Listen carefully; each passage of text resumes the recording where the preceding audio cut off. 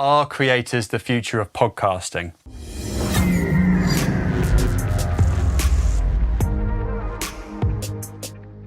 Talk tips from the London Podcast Show 2023. This talk was Are Creators the Future of Podcasting? And I'll be honest, I think that is a ridiculous title. I am not sure what the differentiator between a podcaster and a content creator is anymore. I think it's all a holistic approach, right? So many successful content creators and podcasters have a multi-platform discipline. Their marketing strategies include many different types of technology and platforms and audience building. So it's all about utilization of the technology we've got and how we reach people and engage people. So I think the title was a bit stupid. One of the top things that I liked that came out of this talk was there is no one way to create content. Go out there, make whatever you want, the way you want. If it works, it works. If it doesn't, it doesn't. If the Beatles didn't break the studio or use crazy stereo sound, then I don't think those albums would have been as good. The White Album, Sgt. Pepper's Lonely Hearts Club, that's all innovation, and they tried to push the envelopes and try and break things to learn that. So I like that sentiment that there's no one way to make content. Speak English. The other thing is they talked about the podcasting paradigm, where content creators and community builders are blurring their lines. It's about engaging off of the podcast just as much as creating the podcast itself. It's a 50-50 split, in my opinion. You might feel differently, but I believe that line is blurring. You can't do one without the other anymore. They are as one. Now, this panel was awesome, and they talked about their best practices, and I'm going to share them with you now too. So some of the best practices about podcasting from creators. The top one that I really like was it needs to encourage conversation. Make content that encourages discord and people to communicate about it, people to share it. It needs to be shareable. It needs to be something you converse with the creator and with people around you, your peers. So that's really cool, and I think that's a great measure of successful content is, did it make people talk?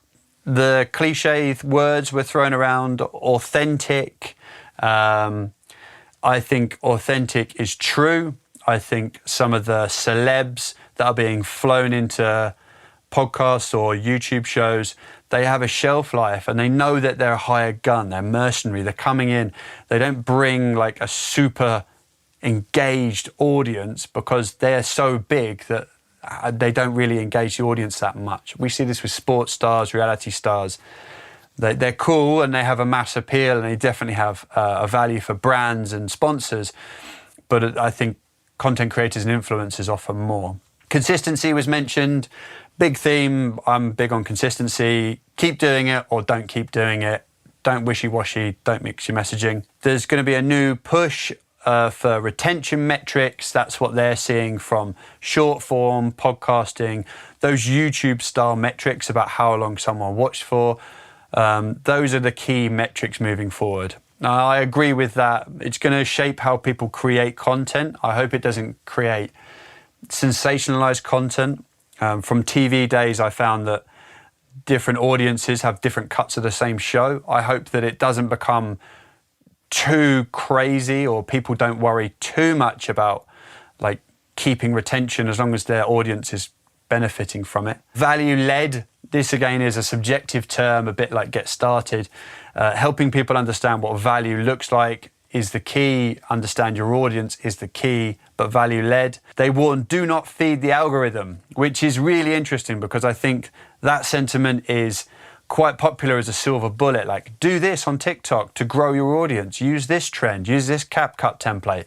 They said in the long run, creating content the way you want, in the tone that you want, in the style that you want, is far better. Once you get those fans, you don't have to be constantly chasing trends to keep the growth. And on the back of that, they said, play the long game. I said this in another tip.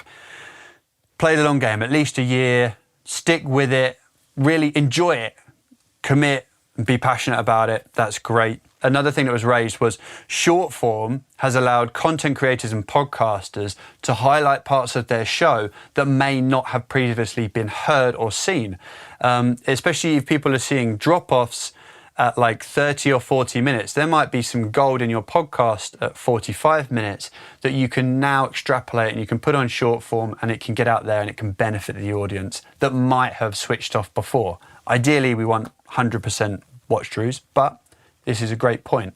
Video. They say that video increases reach, but it does not guarantee sustained growth if the content is weak. So don't roll out video if you can't keep it up and it's not great quality. People are on YouTube to watch a certain style of content that they know and love. If you're putting out something that doesn't meet the mark, then don't be surprised if it doesn't hit hard. But it is more exposure and it is more reach. The creators are happy to test.